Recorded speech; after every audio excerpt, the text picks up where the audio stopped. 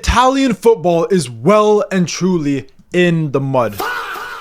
And I don't know if there's much we can do about it, because I just saw a post on Instagram, which is maybe one of the most damning posts that I've seen about Italian football so far. And for the things that a lot of people has been saying, this completely writes that off. So if we look at this post is by Sleeper Football, and basically it tells us how many players per nation is playing in Europe's top 5 leagues. So as you can see, there's 94 Brazilian players playing in Europe's top 5 leagues.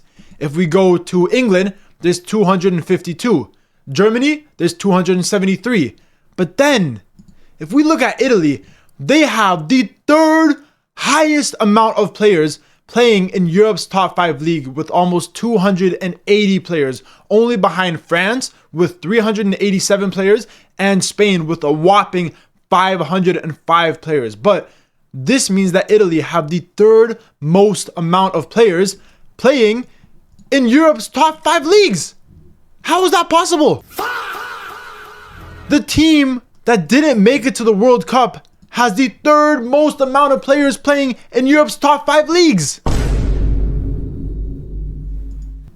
Guys, this is bad.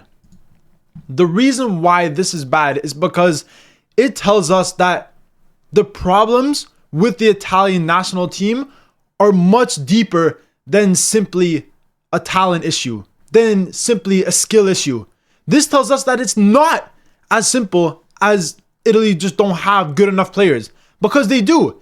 And if you are an Italian fan like myself, you would know that Italy have good enough players to get into the 2026 World Cup. Look at Donnarumma, one of the best, if not arguably the best goalkeeper in the world. Look at some of their defenders. Bastoni, yes, he's not having the best season, but is still widely regarded as one of the best center backs in the world. Calafiori is widely regarded as a very, very good left back. Di Marco is regarded as one of the best attacking left backs in the world.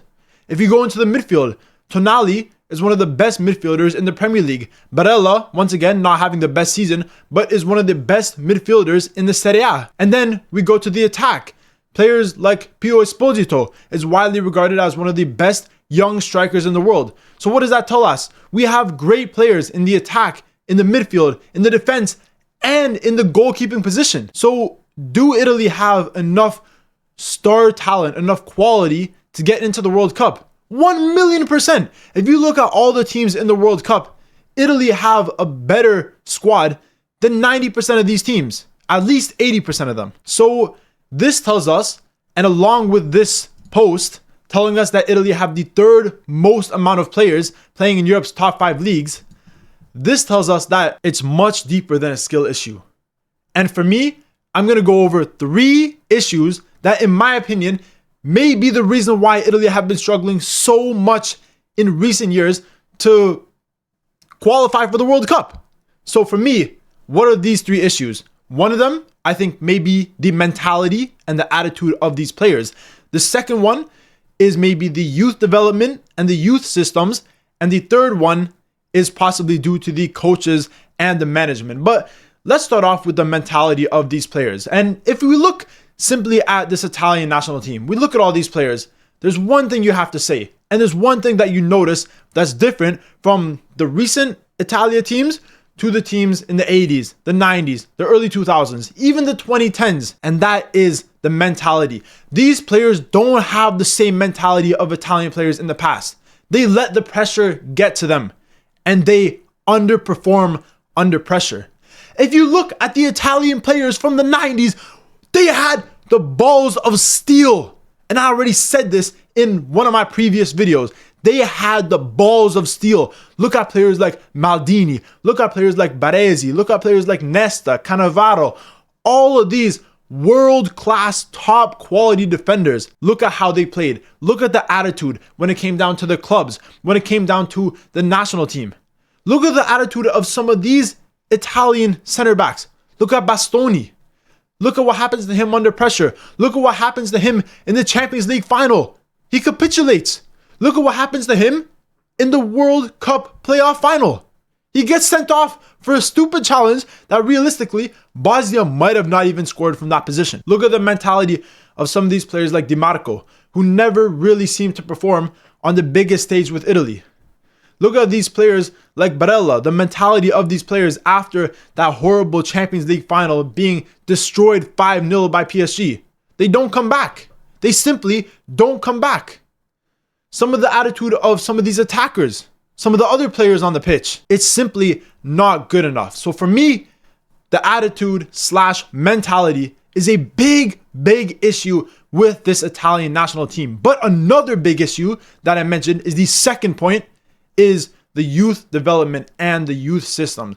Now, obviously, like we already looked at, Italy have many players in Europe's top 5 leagues, the third most per nation in the world, more than England, more than Germany, more than Brazil, more than majority of the top nations. And this does include young players. There are a lot of young Italian players. There's a lot of young Italian players playing in the Serie A. We see some Italian players in the Bundesliga, in La Liga, in Ligue 1. In the Premier League, not so much, but in the other top 5 leagues, there's a lot. But what's the issue is their development, is how they get from these relegation teams to the top teams, how they get from teams like Cagliari, like Verona, to teams like Milan, to teams like Napoli, teams like Juventus. If we look at the Serie A alone, and we look at the bottom 5 teams, all the relegation teams, almost all of these teams, whether it's Pisa, whether it's Cremonese, whether it's Verona, whether it's Cagliari, these teams have the most minutes played by Italian players in the Serie A 2025-26 season. And you look at the teams that have the least minutes played by Italians, they're the big teams. They're teams like Milan, teams like Juventus, teams like Como, who have only had 14 minutes of this whole entire season played by an Italian player on their team. And that's one player, this guy named Goldaniga. He's the only player that has played with Como as an Italian this season. And even when it comes down to these young Italian players being loaned out to other leagues, being loaned out to the Serie B, to the Serie C, it's not proper development. We don't see things like this in Germany, in Ligue 1, in La Liga. We see the top teams like Barcelona, starting all their academy players. How many under 18, under 20-year-olds do you see on a regular basis with Barcelona? Loads of them, from defenders, midfielders, attackers, and that's why the Spanish national team is so good, and also why Spain have the most players playing in Europe's top 5 leagues, because they know how to develop these players from a young age, how to get these players to play with the top teams. And the Serie A simply don't know how to do that. So that's why the youth development of these players may be an issue. But moving on to the third and final reason why Italy has not seen any success in recent years, and that could be due to the managers and the coaches. Now, obviously, we all know throughout history, Italy have had some of the best coaches and managers in the world. It's no debate, no nothing. Italy have had some of the best managers in the world. You look at Lippi when he won the 2006 World Cup with Italy. You look at, for a more recent example, Carlo Ancelotti. Look at what Carlo's done with whatever team he manages, whether it's in the Serie A, whether it's in the Premier League, whether it's with Real Madrid. Now, obviously, he is managing Brazil, but he's a top world-class manager. Even other managers, Mancini, great manager. He won the Euros with Italy in 2020. You look at Conte. Everywhere he goes, success. Everywhere he goes. Allegri, he's had so much success in the Serie A. So it's not like Italy is not producing world-class managers. They always are, and they always have been throughout the history of football. Throughout the history of football, the best managers, and this is no debate, have been Italian managers and Spanish managers. These managers have been proven to be the most tactical managers and the managers that get their teams to play the best football. But in recent years, what we've seen from Italy is a lack of progressive football, a lack of attacking football, and that is being taught by these managers. We're still seeing that defensive side style of play. We're still seeing in the Serie A that majority, almost all of the teams, are playing with the 3 at the back formation. And this is something that managers who have been managing the Italian national team recently have been using. Whether it's Gattuso, whether it's Spalletti, whether it's whoever been managing the Italian national team in recent years, we always see a three at the back formation. We have to move on from this three at the back. We have to move on. We cannot play the three at the back formation like we have top world-class defenders like we've had throughout our history, because Italy don't have that anymore. They have good defenders, but they don't have that same defensive style of play that we used to have. They need to move on. Other leagues, other nations, they move on. Italy need to adopt a more attacking style of football, a more free-flowing style of football, more physicality, more aggression. That will bring glory back to Italy, not what they've been doing in recent years. And I do think that does come down to the coach. I think if this Italian team had, I don't even want to say it, but if they had a foreign manager, I don't like saying that, because as an Italian, you take pride in having very good managers, and you always want your manager to be Italian. But let's say the Italian national team had a manager like Pep Guardiola. Not even Pep Guardiola. Let's say they had a manager like Cesc Fabregas, who's currently with Como. Look at how he's getting Como to play. Look at the attacking style of play that he gets Como to play. A style of play that we rarely see with the national team and in the Serie A. A style of play that we rarely see from Italian managers in general. And look how good teams like Como are. If Italy had a manager like Fabregas or Guardiola, they would 100% make the World Cup. And they would be a much better team than what they were under a manager like Gattuso. And that's why, in my opinion, I'm heavily pushing the Italian national team to sign a very progressive manager, and a manager who doesn't play the three at the back formation. And that's why I've made videos talking about how I think Vincenzo Italiano of Bologna would be a great manager for the Italian national team. A manager who doesn't play three at the back. Normally, he usually plays a 4-3-3 or a 4-2-3-1. He plays very attacking style of football. He loves to incorporate youth talent. He would be a perfect manager for Italy. But no, they keep sticking with these managers who have not even good. What record did Gattuso have? He didn't have a good record. He's just an historic Italian national team player. Very historic player. A great defensive midfielder in the history of football. And one of the best Italian players over the last century.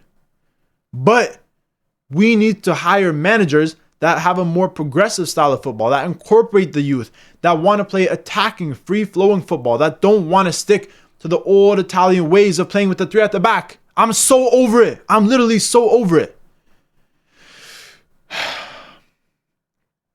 With that being said, in my opinion, the problem with Italy is much deeper than simply not having good enough talent. Because Italy do have good enough talent. And we saw this from that Instagram post, that they have the third most amount of players playing in Europe's top 5 leagues. But 3 things that, in my opinion, Italy may need to change, and what's possibly holding them back is the attitude of these players, how the youth players are being developed, and also their management / coaching decisions. I think these 3 different factors need to change. And originally I thought it may be a skill issue. It may be because we don't have good enough players.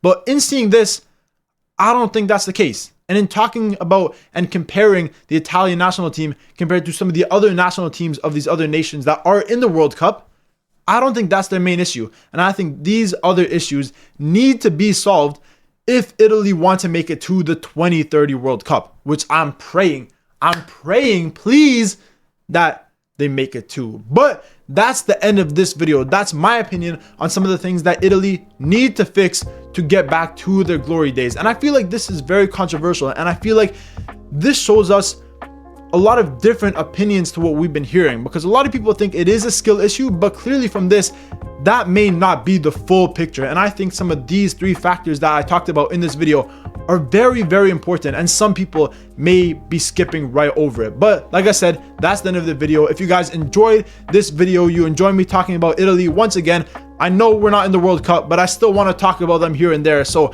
you know, I gotta find some videos to release. But obviously, if you did enjoy this video, remember to subscribe to the channel. Please help me hit 8,000 subscribers. If you enjoy all the international content, World Cup content, Champions League, Europa League, all the football content around the world we upload on this channel. So if you guys enjoy the content, you enjoy the effort I put in, remember to subscribe to the channel. I would really appreciate it. But as always, if you did enjoy this video, remember to leave a like, comment, subscribe, all that good stuff, and stay tuned for more videos.